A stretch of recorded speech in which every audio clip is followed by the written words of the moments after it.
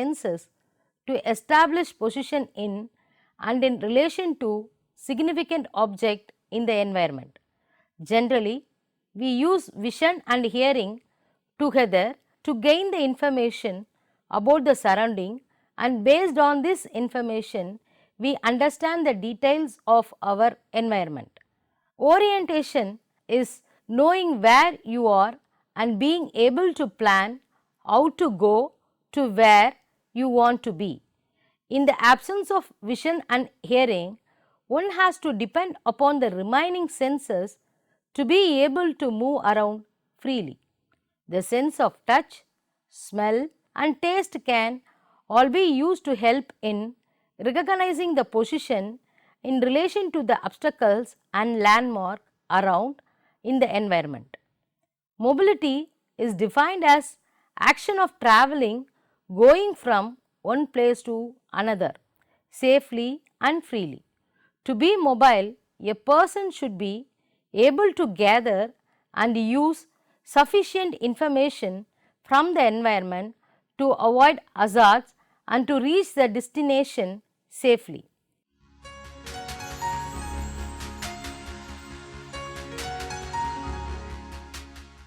When planning an orientation and mobility program for children, the focus of training may include sensory awareness, gaining information about the world through hearing, smell, touch and movement.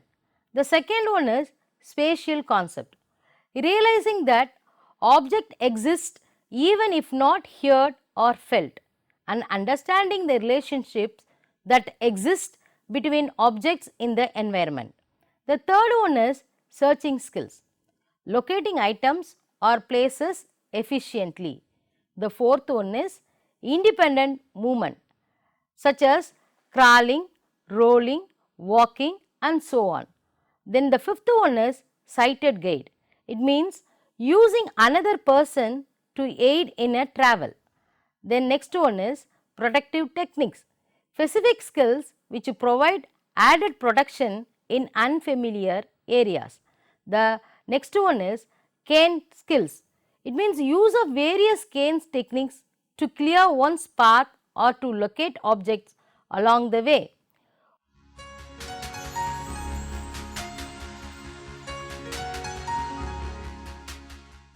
The process of gathering, recognizing and interpreting sensory information helps in meaningful and useful concept development.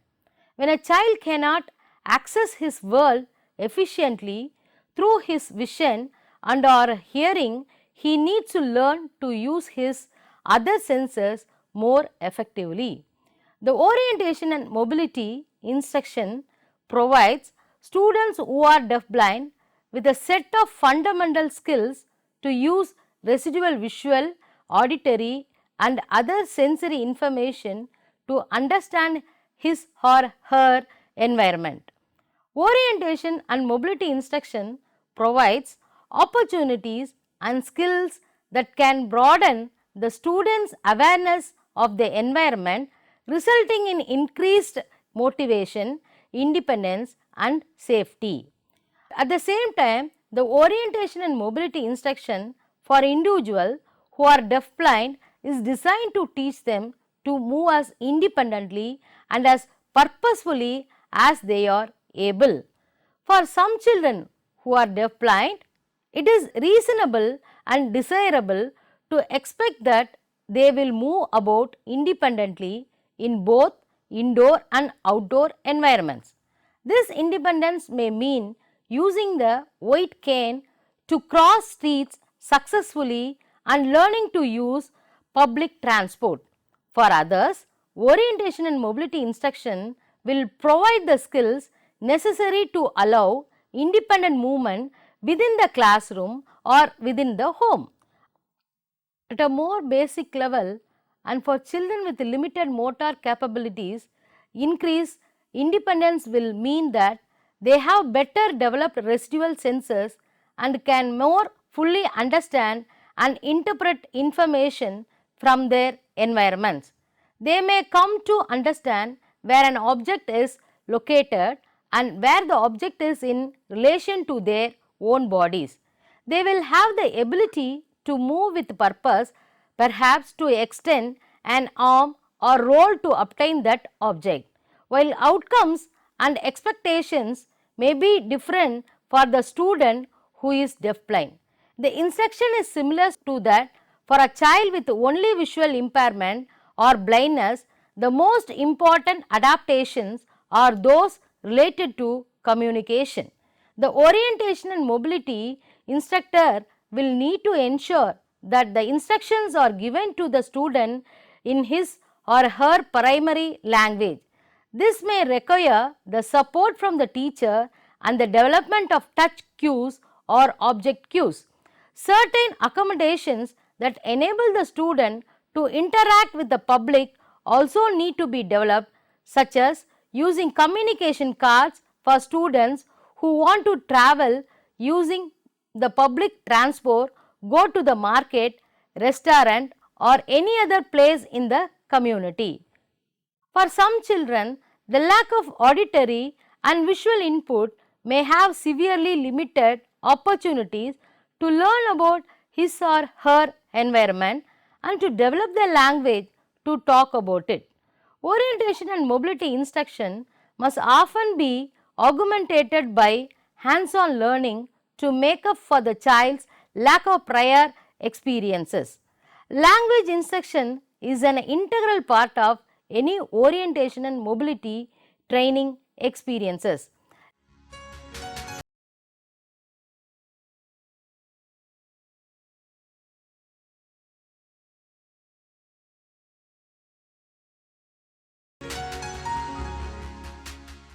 Developing ways to communicate present the most significant challenge for children who are deafblind.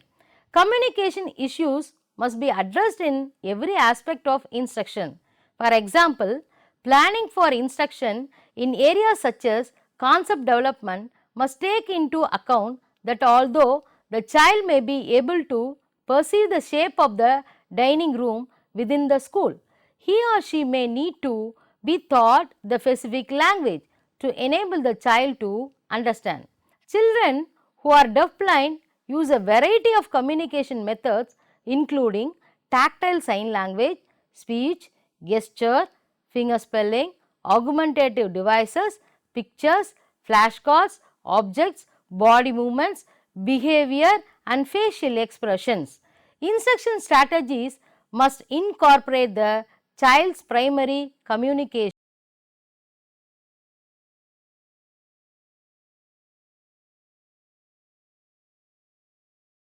Motor development includes both gross and fine motor skills and focuses on developing and or enhancing the student's motor abilities.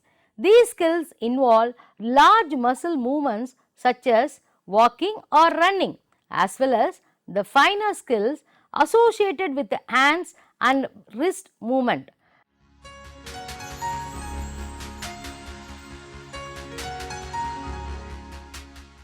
The concept development is closely linked to general cognitive development. It involves the understanding of sizes, shapes and functions of objects as well as spatial and positional relationships. It includes the awareness and knowledge of one's own and another body and understanding of the body parts, of their movement capabilities and of body part relationship. The concept development also incorporates an understanding of and knowledge about the environment.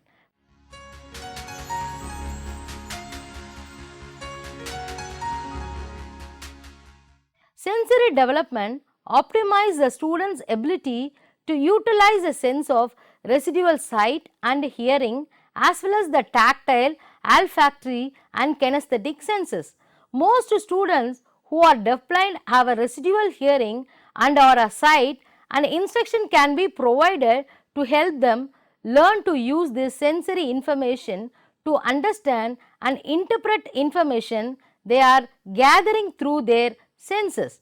It is important to teach a child to interpret sensory information, assisting him or her to use this information for purposeful.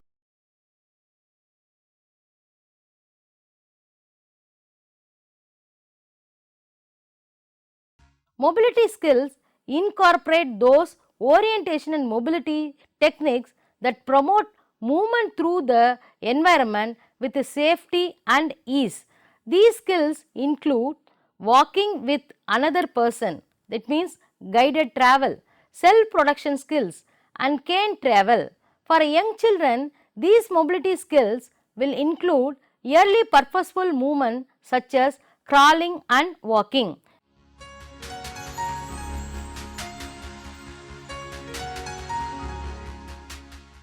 In the absence of vision, a person can orient himself by his sense of touch.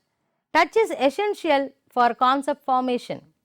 It is very important for the child with deaf blindness to get used to various sensations. Tactual skills include experience with a wide variety of shapes, sizes, and texture. Children with deaf blindness need to learn use their hands and feet to explore the environment. Hands can be used to understand spatial relationship about texture, temperature, and weight. At the same time, hands can be used to trial along any object for mobility. Through hands, one can understand the diversity of object. The feet can be used to understand the position, various landmarks on pathways, and feel changes in surface texture, slope, and so on as he moves about in the environment. Changes in the temperature on face or a body can provide orientation information. The touch has its limitation because large objects and environment and distant objects in general are beyond tactile exploration.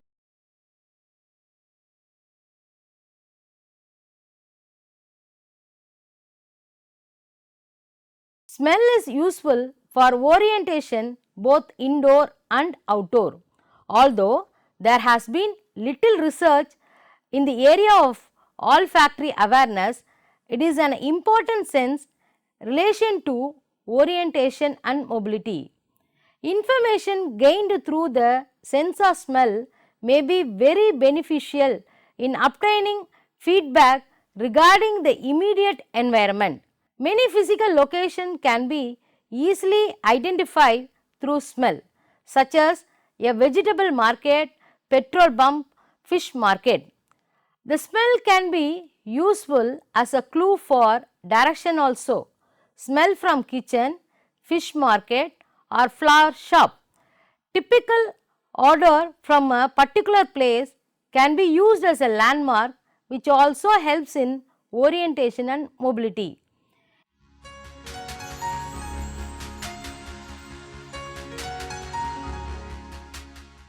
When a child with a deaf blindness is very young, it is often difficult to adequately assess child's vision. Therefore, it is important to work with a child to develop whatever ability child has in this area. To find out what you know now about the child vision, observe for what he or she is able to see, from how far child can see, how does he or she use his sight to get around the house or outside, what other way could the child learn to use his or her vision while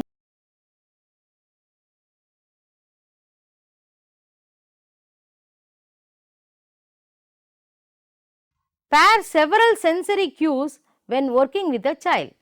Choose toys which have differing textures, colors and if possible toys that produce a sound. Present object to the child from varying position such as in front of him or her, from above, below or from either, that is left or right side. Observe if the child respond to visual stimuli equally regardless of its position. Encourage the action paired with the use of vision. If it appears that the child is able to see an object such as a ball when holding the object within his or her search and encourage to reach for it. Communicate to the child about what is around him or her, both indoor and outdoors. It is important to name, sign and then to describe object and their function if he or she can understand this additional information. Exploration is an important ingredient in helping the child to understand his or her world. If the child is able to sign, have him or her tell what he or she sees. Ask the child to identify an object which is within the child's reach. Later gradually expand this area to include objects in the room, in the house and ultimately outdoors. The child who has a begin independent movement should be encouraged to use his or her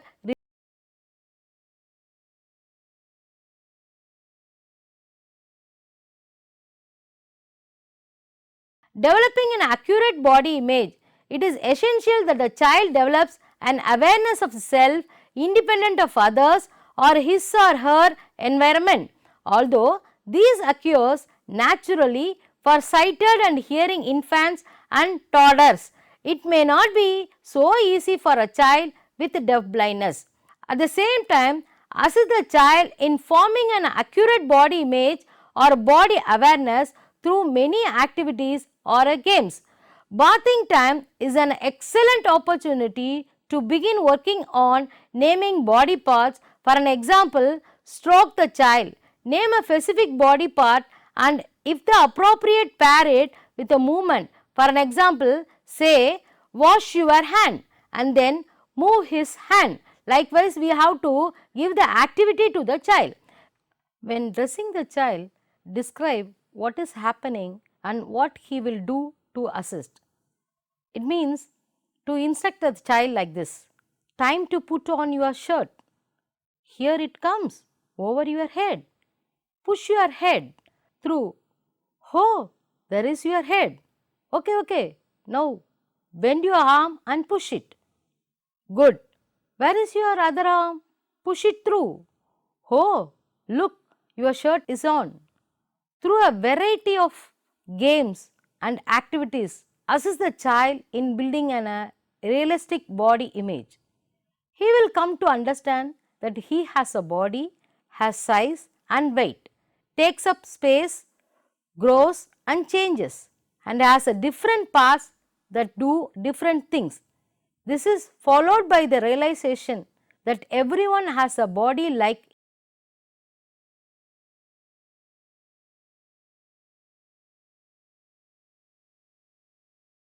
the child needs to know that he has a different body parts, each having different name, and he should be able to associate movement and function with the parts of body. Children with deaf blindness do not get opportunity to learn by watching movement of other people, and so it is necessary to teach children different movements by manipulating physically. Awareness of movements will enable the child to explore his environment in many.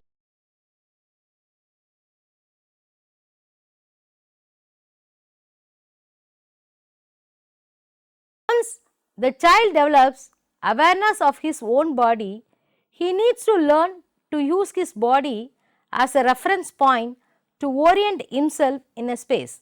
For an example, a child standing near the kitchen may turn and go towards door where the mother is standing.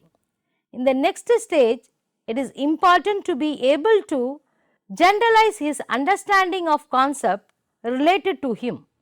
He needs to understand the spatial relationship by relating an object or a person to him. For instance, dog is in front of me, doll is on my lap. Like that, we have to give the activity to the children. For children with deaf blindness, these concepts are much more difficult to understand and need to be taught.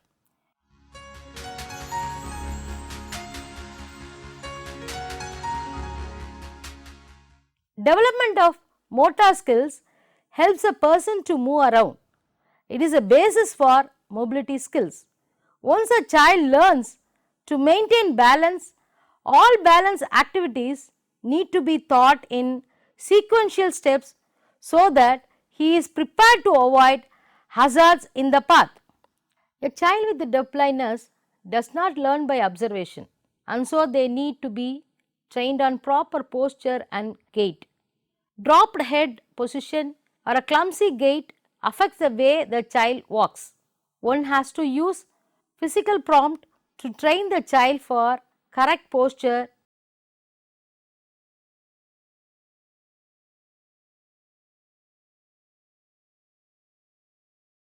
It is also necessary to have means of communication so that the child understands. The child with deaf blindness may need non-verbal mode of communication such as physical prompt, modeling or sign language.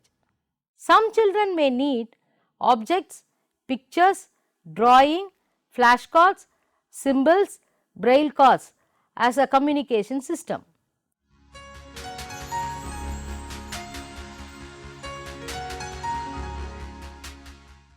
Once the child with deaf blindness learn to walk independently, there are a number of orientation mobility techniques that can be taught to the child. It includes the protective techniques, trailing techniques, sighted aid techniques, cane techniques.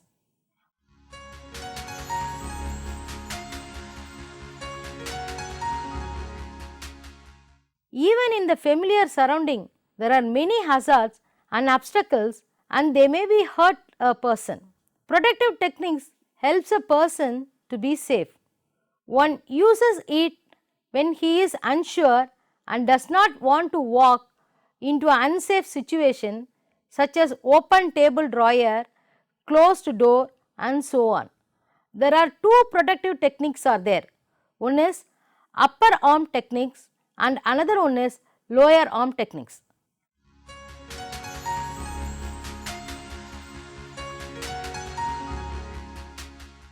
The arms is raised to shoulder height, forearm is held across in front of the face.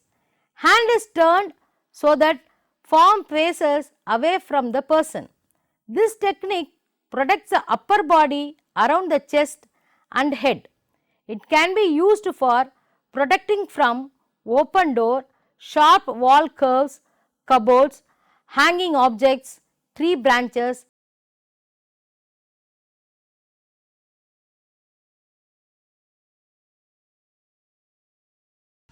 The arm is fully extended and moved to the middle of the body. Palm faces the body and the arm is held in front of the body. This technique protects the lower part of the body near waist level. Can be used to protect against or to locate chairs, table, cot, wash basin, kitchen platform or other small obstacles. In these techniques, hands are used like a pummer. It helps in learning if there is any obstacles in the immediate environment. This technique requires a lot of coordination. Many children with deaf blind have problem with the coordination. So, the trainer needs to think of adapted positions keeping in mind child's ability.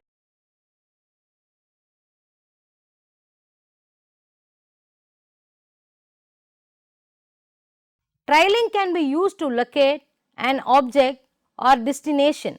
Back of the hand should be used to trial wall or other similar furnitures or object. Extend arm that is closer to the wall or object. Walk by trailing fingers along the surface towards destination. Trailing provides tactual information and enables to detect landmark or to find out the doorways. Children with deaf blindness may demonstrate variation in trailing techniques including modification in arm and hand positioning depending on his age and development of.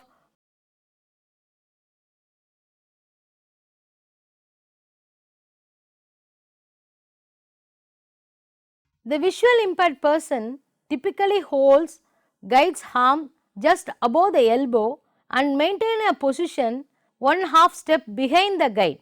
Interpret the guide's body movements such as turns, steps up, steps down as they travel from one place to another. If the traveler is a child, modified grasps at lower level such as at the wrist or extended finger of guide may be used depending on the child's height and that of the guide. At initial stages, the child may need help to initiate and maintain the grasp.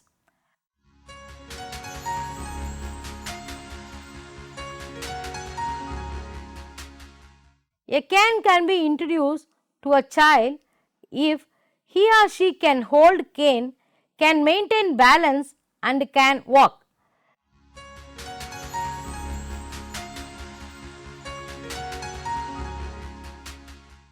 To differentiate a person with a deaf blindness from one who is visually impaired, look at their canes.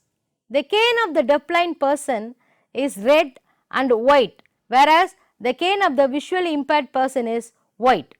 The length of the cane should be determined by the height of the user. It should reach breastbone when held vertically.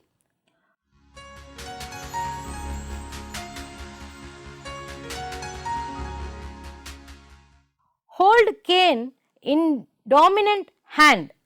Thumb should be on the front of the top with the forefinger fully extended. Second, the finger should be relaxed. Elbow slightly is bent near the body. A cane should always be in line with the middle of the body and in front of the traveler.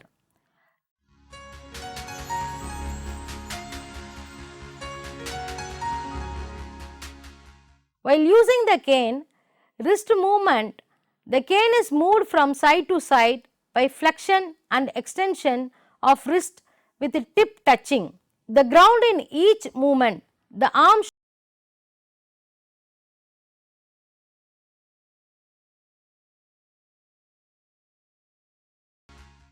it should be durable, low weight, strong and resilient, easily available and easily repairable.